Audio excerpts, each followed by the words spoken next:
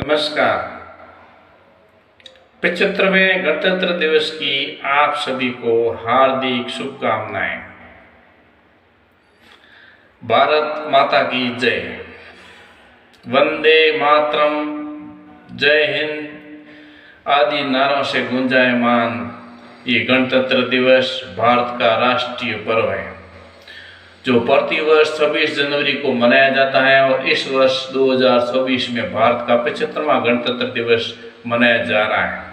France के राष्ट्रपति Emmanuel Macron वर्ष 2024 के मुख्य अतिथि हैं और इसी दिन सन 1950 को भारत सरकार अधिनियम 1935 से हटाकर भारत का संविधान लागू किया गया था। ये भारत के लिए 3 राष्ट्रीय अवकाशों में से एक है।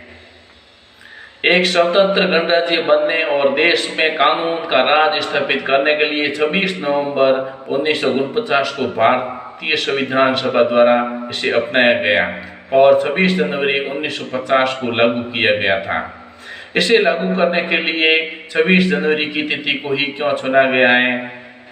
क्योंकि 1930 में इसी दिन भारतीय राष्ट्रीय कांग्रेस ने भारत को पूर्ण स्वराज्य घोषित किया था।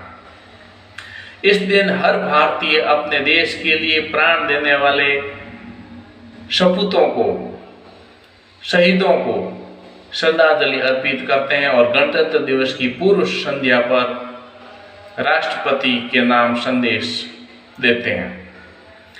स्कूलों, कॉलेजों और आदि में कई कार्यक्रम आयोजित किए जाते हैं। भारत के राष्ट्रपति दिल्ली के राजपथ पर राष्ट्रीय ध्वज फहराते हैं।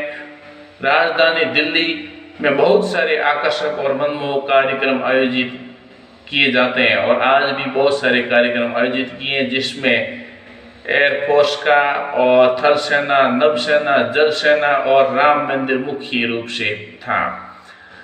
दिल्ली को अच्छी तरह से सजाया गया और कर्तव्य पथ पर बड़ी धूमधाम के साथ में परेड निकली, जिसमें विभिन्न प्रदेशों के सरकारी विभागों की झांकियां भी थी। देश के कोने कोने से लोग दिल्ली में 26 जनवरी की परेड में शामिल हुए। भारतीय सेना अस्त्र शस्त्र का प्रदर्शन हुआ और 26 जनवरी के दिन धूमधाम से राष्ट्रपति की सवारी भी निकली तथा बहुत से मनमोहक कार्यक्रम आयोजित किए गए।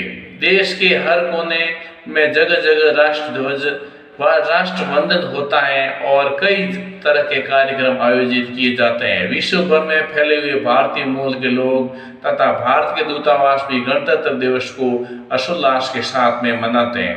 भारत के हर कोने में मनाया जाता है और देश के प्रति एक नई उमंग देखने को मिलती है।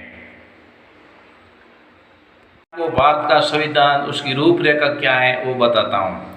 हम भारत के लोग भारत को एक संपूर्ण प्रभुत्व संपन्न समाजवादी धर्मनिरपेक्ष लोकतंत्रात्मक गणराज्य बनाने के लिए तथा उसके समस्त नागरिकों को सामाजिक, आर्थिक और राजनीतिक न्याय, विचार, अभिव्यक्ति, विश्वास, धर्म और उपासना की स्वतंत्रता,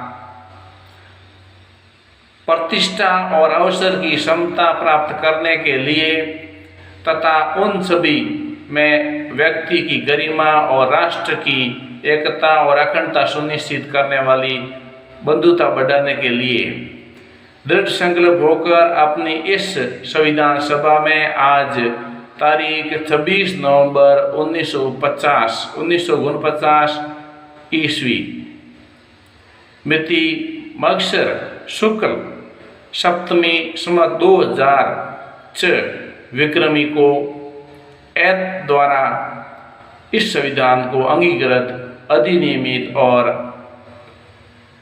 आत्मार्पित करते हैं। जय हिंद। इस प्रकार से ये संविधान की पूरा व्याख्या है, इसकी प्रस्तावना मस्त जबरदस्त इसकी डिजाइन की हुई है और इसकी ये प्रस्तावना का पहला पेपर है संविधान का।